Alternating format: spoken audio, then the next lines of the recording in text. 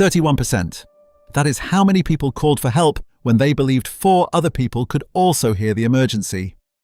85% called when they believed they were the only one who could hear it.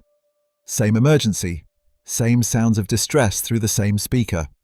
The only variable that changed was a number in the subject's head, a number representing how many other humans were also listening. Let that sit for a moment. Nothing about the danger changed. Only the head count did. And the head count, it turns out, is enough to decide whether a human being lives or dies. In the early hours of March 1964, a woman named Kitty Genovese was murdered outside her apartment building in the Kew Gardens neighborhood of Queens, New York. 2 weeks later, the New York Times published an article claiming that 38 witnesses had watched or heard the attack from their windows, and that not one of them called the police until it was far too late. The number 38 became a kind of cultural verdict. It was reported, repeated, and absorbed into the public imagination as proof of something ugly, that city life had eroded human compassion, that modern people had become numb, indifferent, morally hollowed out by density and anonymity. The story became a parable about apathy. Newspapers ran editorials mourning the death of neighborliness. Preachers cited it as evidence of societal decay. Everyone had the same explanation ready before any evidence had been examined. These people did not act because they did not care. 2 psychologists, John Darley and Latané, found that explanation suspicious, not because they doubted human beings were capable of indifference, but because the story was too consistent to be simple apathy. If 38 individuals, unconnected to one another, unaware of each other's specific reactions, all failed to act in the same direction, that was not 38 independent moral failures. That was a pattern. And patterns in psychology are rarely explained by character. They are explained by structure, the invisible architecture surrounding a decision, shaping it before the person consciously decides anything at all. Darley and Latané suspected the witnesses had not failed as individuals. They suspected they had failed as a system. And systems can be tested in a laboratory. In 1968, Darley and Latané designed an experiment that would become one of the foundational studies in social psychology. Participants were placed alone in separate rooms and told they would be having a discussion over an intercom system with other participants to protect anonymity around a sensitive topic, adjusting to life at a university. In reality, there were no other live participants. The other voices were pre-recorded. One of those recorded voices, partway through the discussion, began to simulate a seizure, choking sounds, disjointed words, the recording growing more distressed until it went abruptly silent. The critical manipulation was simple and devastating in its elegance. Subjects were told different numbers of other people were part of the discussion group. Some believed they were speaking with only the victim, a group of 2, meaning they were the sole listener aware of the crisis. Others believed there was 1 additional bystander, a group of 3. Others believed there were 4 additional bystanders, a group of 6. The emergency itself never changed. The recording was identical every time. Only the subject's belief about how many other humans were also hearing it changed. The results were exact and unforgiving. When subjects believed they were the only listener, 85% left the room to report the emergency, and they did so quickly with a median response time of under 1 minute. When subjects believed one other bystander was present, that number dropped to 62%. When subjects believed 4 other bystanders were present, only 31% ever left the room to help at all. And among those in the largest group who did eventually act, their response time was, on average, nearly twice as slow as the response time of those who believed they were alone. The presence of other humans did not distribute courage, it diluted it. Here is the architecture beneath that number, laid out with surgical precision. The first mechanism is diffusion of responsibility. When one person believes they are the only witness to a crisis, 100% of the moral obligation to act rests on them, undivided. The instant a second witness is introduced, that obligation is unconsciously split.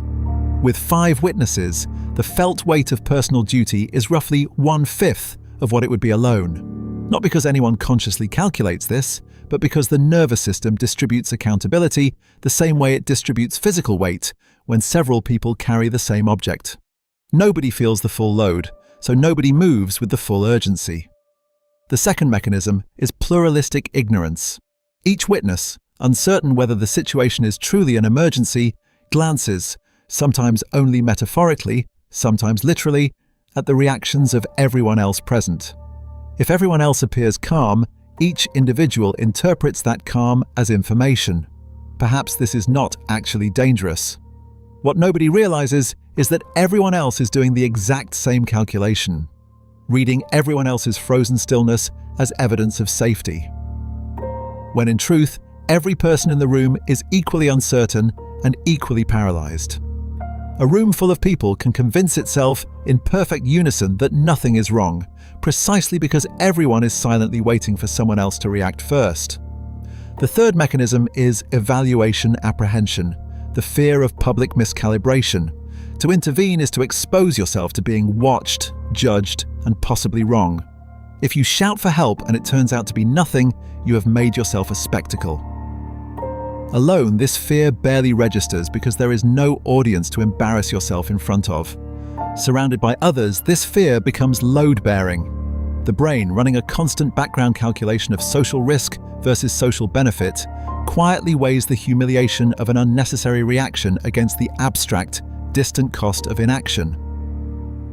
In a crowd, that calculation frequently tips towards silence. None of this requires malice. None of it requires a damaged conscience. It is simply what social cognition does, automatically, whenever responsibility is witnessed rather than solitary. This machinery is not confined to laboratories or sidewalks. It runs quietly through ordinary days.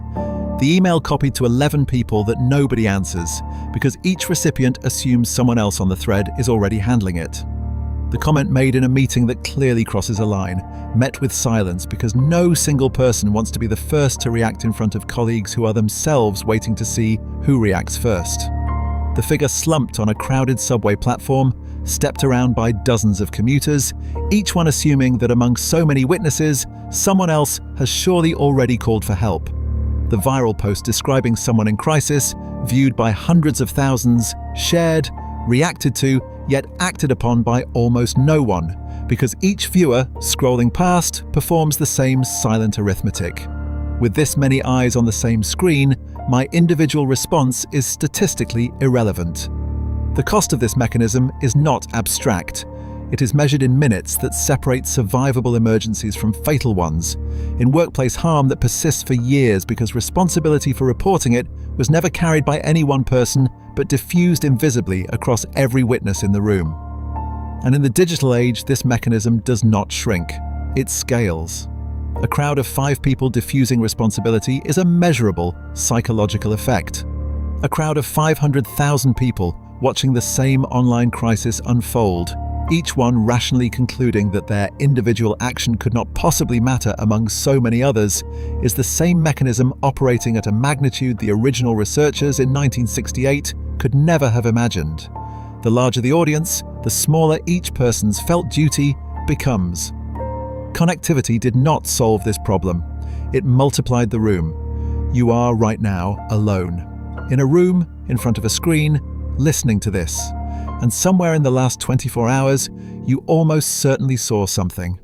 A message left unanswered, a person who seemed unwell, a request that quietly scrolled past, and some small automatic part of your mind has already calculated that someone else has probably taken care of it.